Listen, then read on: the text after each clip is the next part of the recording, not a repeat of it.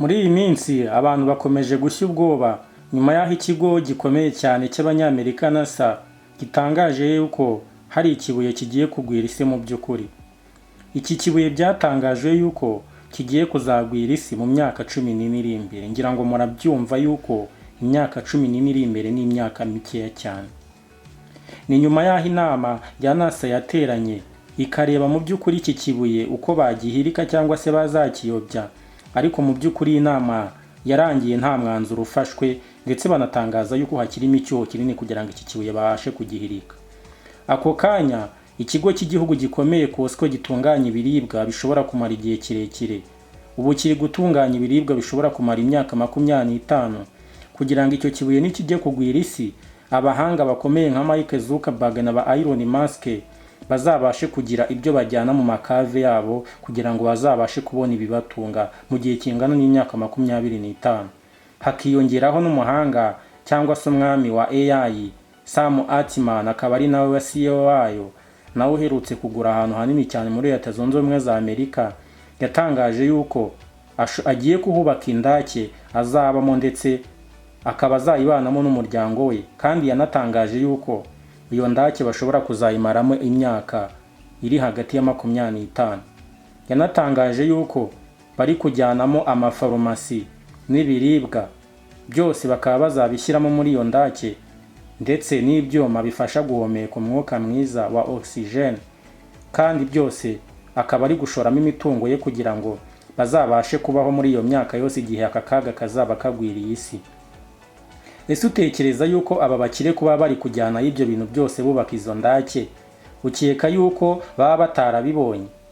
Aba ni abahanga b'isi ifite batureberera mu buzima bwa buri munsi, ndetse hari ibintu babona kare twebwe tutarabona, ndetse bakomeje banagaragaza yuko iki kibuye mu by'ukuri nyuma y'imyaka 14 kizagwira isi ikaba yarangira, ubuzima bw'abatuye isi bukaba bwajya mu kaga ndetse bukarangirira aho ngaho.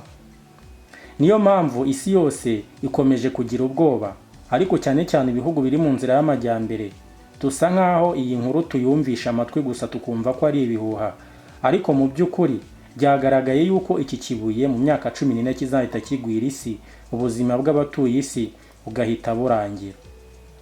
Mu by'ukuri ibi bintu biteye ubwoba, kandi na Bibiliya yagiye ibihishura yuko mu minsi ya nyuma hazaza indwara z'ibyorezo, abahanga ku isi baziyongera, ngira ngo muri kubibona, intambara zikiyongera, ubusambanyi bukaba bwinshi, ngira ngo muri kubibona.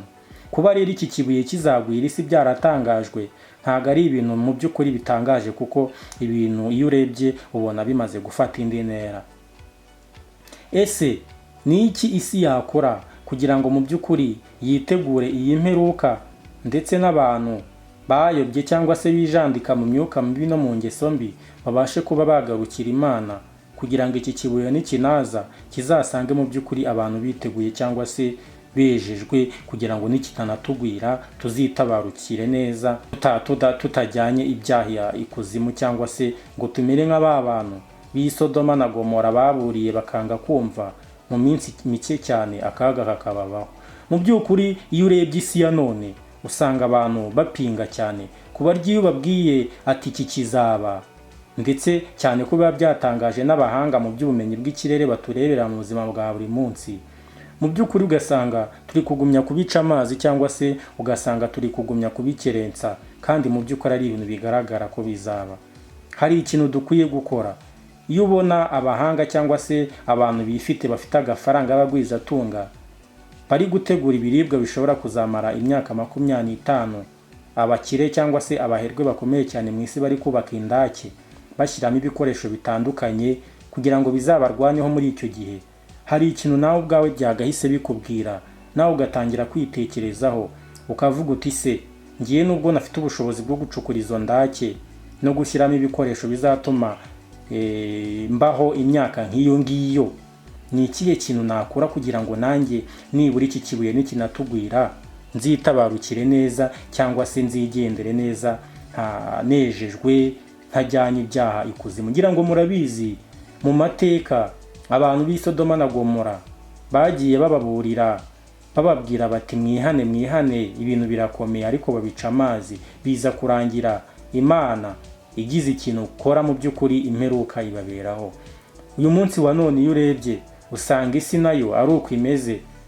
Abantu barijanditse mu ngeso mbi badashobora kwihana, ibyaha bikomeje gufata indi ntera mu by'ukuri, ibintu byarenze igipimo niko nabivuga. Aka kanya rero ukimara kumva iyi nkuru y'iki kibuye kigiye kuzagwira isi, ntabwo ukwiye guhita ubyumva ngo uhite ubisuzugura, ahubwo hari icyo ugomba gukora nawe none aha ngaha, ndetse ugatangira kwiyegereza Imana. Abo niba hari abo ugomba gufasha ubishoboye ukabafasha, niba ari ugusenga ubishoboye ugasenga, ndetse mu by'ukuri ugakora ibintu byiza, ndetse kugira ngo uzabashe gutabaruka neza nk'uko Korowani cyangwa se ibindi bitabo by'Imana bidushishikariza gukora ibyiza, kuko umuntu aba atazi isaha n'igihe kugira ngo azitabarukire neza, nibura adapfanye ibyaha cyangwa se adapfanye uwo muvumo. Iki kigo cy'igihugu, iki kigo cya Leta Zunze Ubumwe za Amerika NASA, niba gikomeje gutangaza ko iki kibuye kizagwira isi, mu by'ukuri nta kabuza bizabaho.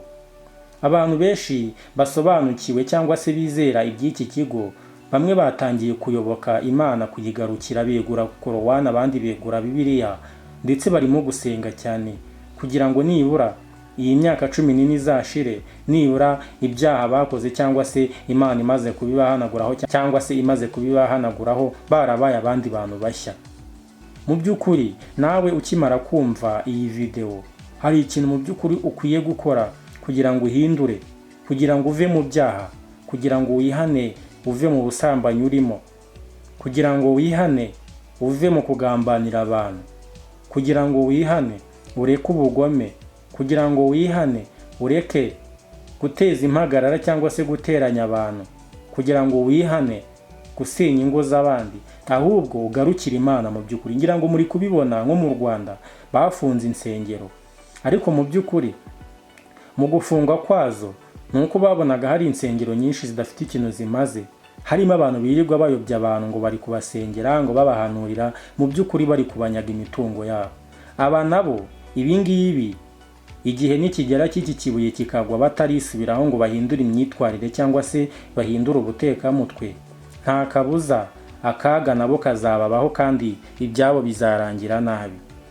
Mu by'ukuri niba iki kigo cy'Abanyamerika gikomeye kibamo abahanga ku isi batureberera ubuzima bwa buri munsi, bakontorora akantu ku kandi, niba bavuga ko mu myaka 14 iki kibuye kizaba kigwiriye isi, hari ikintu mu by'ukuri tugomba gukora kugira ngo duhinduke kandi tuba abantu bejejwe kandi bakiranutse, abantu b'abemeramana. Mu by'ukuri iki kibuye nikinaza kizasange twiteguye. Mu by'ukuri muri aka kanya ngiye icyo nashishikariza abantu ni ugusenga cyane, ndetse ibyiza wumva agakwiye kuba ukora kuri ino si ukabikora hakiri kare, kuko burya igihe cyatakaye ntikigaruka. Hari igihe akenshi iyo umuntu yahuye n'ibyago cyangwa se yageze mu makuba, aribwo yibuka kuba yakora ibintu byiza mu by'ukuri, kandi igihe kiba cyamutakaranye mu by'ukuri. Icyo rero nabashishikariza muri iyi minsi, ibintu birakomeye, Imana ishobora kudutungura ugasanga imperuka irabaye. Icyo nagushishikariza ni ugusenga cyane. Mu by'ukuri kuri ino si buri muntu yapfuye cyangwa se yatabarutse, mu by'ukuri imperuka ye mu by'ukuri iba yageze.